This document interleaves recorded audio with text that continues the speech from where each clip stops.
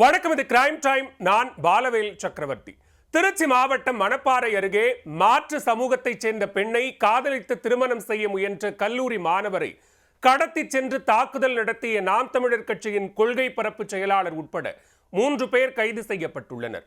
சாதி ஆணவ தாக்குதல் சம்பவத்தின் பின்னணி என்ன? திருச்சி மாவட்டம் மணப்பாறையை அடுத்த சொரியம்பட்டியைச் சேர்ந்தவர் 20 வயதான சந்தோஷ். இவரும் அதே பகுதியைச் சேர்ந்த பெண் ஒருவரும் கல்லூரியில் படித்து வரும் சூழலில் கடந்த 1.5 ஆண்டுகளாக காதலித்து வந்துள்ளனர். இருவரும் வெவ்வேறு சமூகத்தைச் சேர்ந்தவர்கள் என்பதால் இவர்களது காதலுக்கு எதிர்ப்பு நிலவி வந்தது. இதனால் கடந்த 14ஆம் தேதி இருவரும் வீட்டை விட்டு வெளியேறி மதுரை அருகே உள்ள இலுப்பை குளத்திற்கு சென்றுள்ளனர்.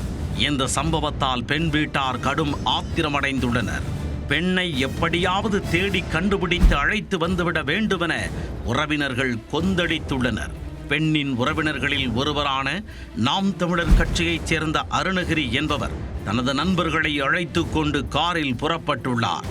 கடந்த 16ஆம் தேதி மதுரை அருகே இலுப்பை குளத்திற்கு சென்ற அவர்கள் காதலர்கள் இருவரையும் வலுக்கட்டாயமாக காரில் ஏற்றி கடத்தி உள்ளனர்.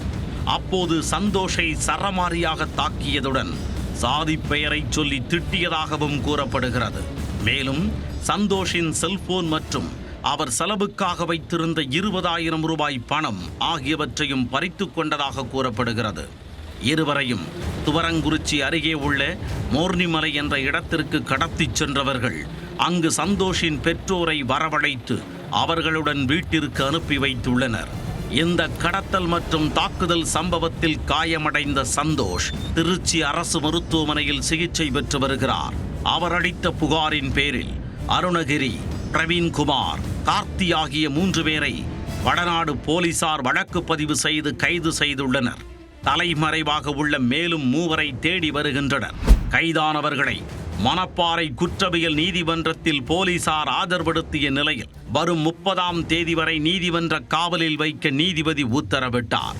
இதையடுத்து 3 திருச்சி மத்திய சிறைச்சாலையில் அடைக்கப்பட்டனர்.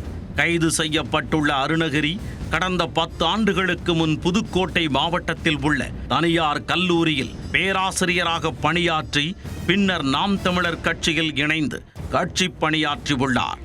அப்போதே சட்டம் பயின்று வழக்கறிஞராக பார் கவுன்சிலிலும் பதிவு செய்துள்ளார்.